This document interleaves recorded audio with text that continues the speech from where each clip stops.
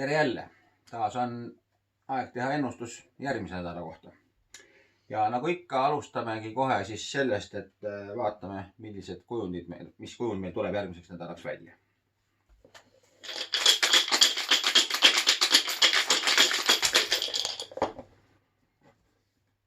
Nii, mis meil siin siis tuleb? Siin on meil 8, see on siis meil katkendjoon.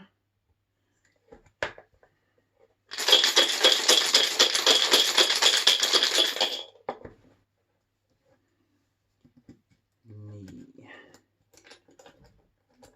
Ja. Asjad sees siin. Siin on meil siis veel üks 8, see on veel üks katkendjoon.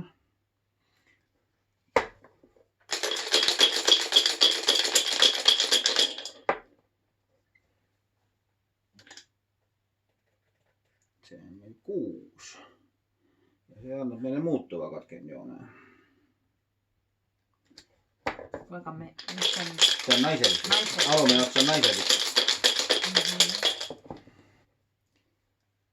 Nii. Ja hakkas kohe mehelikuga pihta, ehk siis tuleb meil 7 ehk sirgejoon.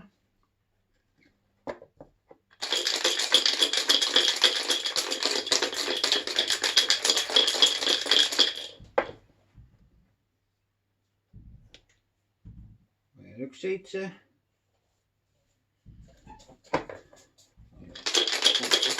Seisak paistab siit.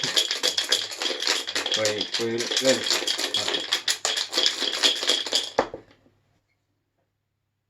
Ja ei tulnud õnneks. Tuli 8.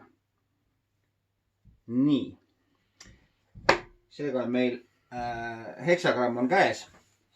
Nüüd väike reklaamipaus ja siis mis me hakkame arutama, mida see kõik tähendab.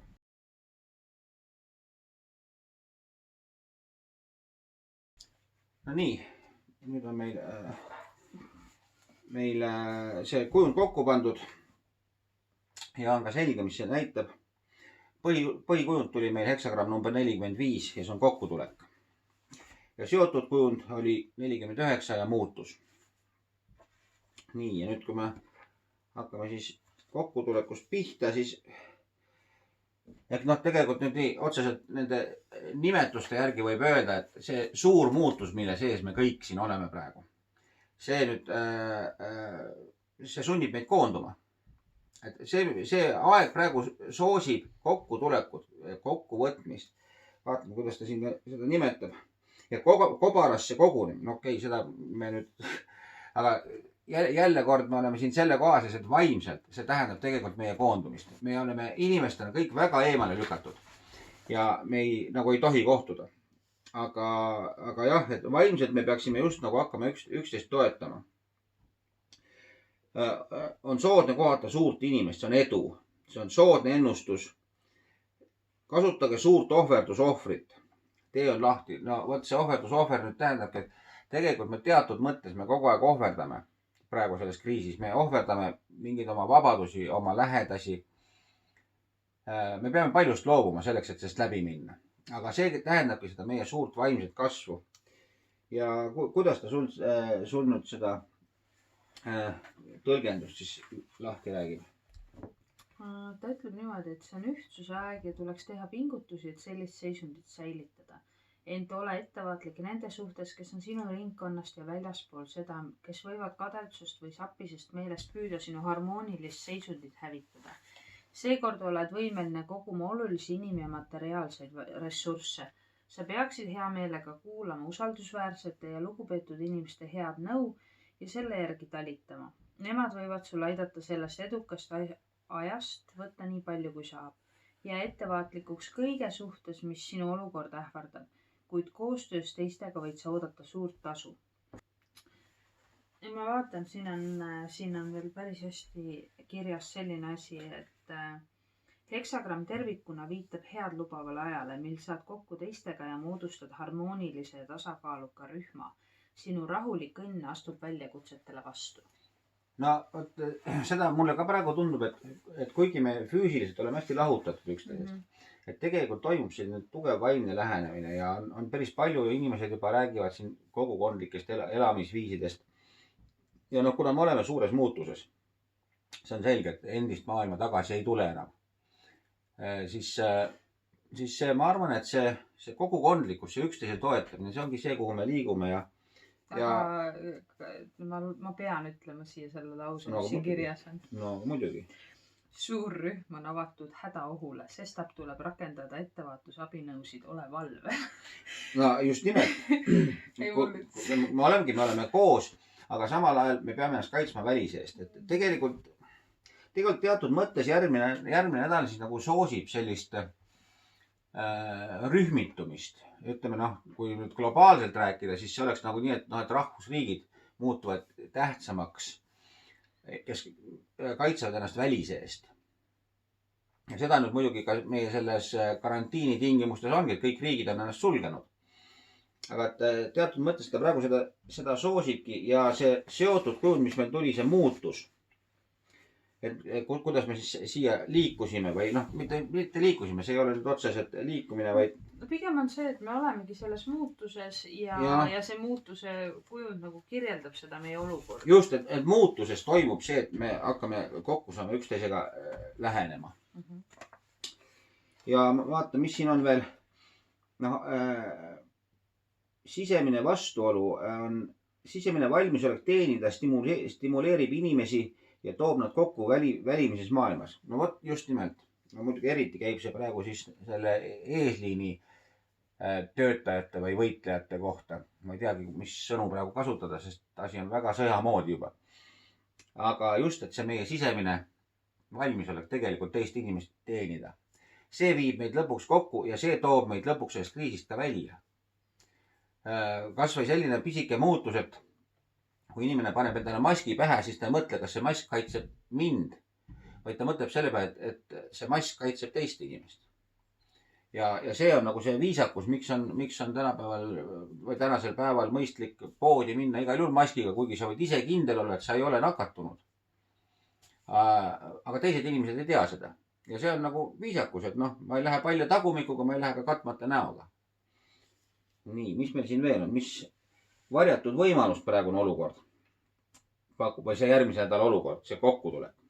See pakub varjatud võimalusena edenemist. Ehk et kui me oskame kokku tulla, oskame üksteist hindama hakata, siis selles on meie edu võti. Tegelikult noh, seesama asi, mida ma just ütlesin, et see sellest kriisist välja tuleb, tegelikult tundub, et ikkagi selles ühtsuses, inimeste vastastikuses toetamises peitub.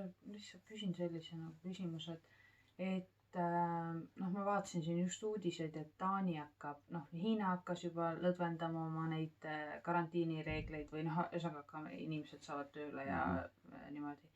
Ja Taanis avatakse 15. aprillist nüüd lasteaiad ja koolid uuesti. Et noh, nemad on ka nagu usuvad, et see asi hakkab nagu liikuma on ju sinna poole, et neil läks nagu vist väga kiiresti kõik see karantiini ja plokk peale. Aga ma mõtlen seda, et kas see ei või olla see muutus, mitte see, et Eestis nüüd nagu kohe kõik nagu lahti jookseb, aga, või noh, korda saab. Aga ma mõtlen seda, et kas see ei või olla see, et rahvas teeb nii-öelda ühtsena tööd selle nimel, et karantiin läbi saaks ja hakkabki reaalseid võib-olla ilminguid tekkima, et haigus hakkab nii-öelda tagasi tõmbuma. Tähendab, ja üks füüsilise poole tõlgendus võib tõesti see olla, et järgmisest nädalast hakkame kuulma esimesi uudiseid selle kohta, kuidas see tippaeg hakkab üle saama. No, sest seda juba ennustati ja see peaks kuskil sinna et me hakkame uuesti kogunema.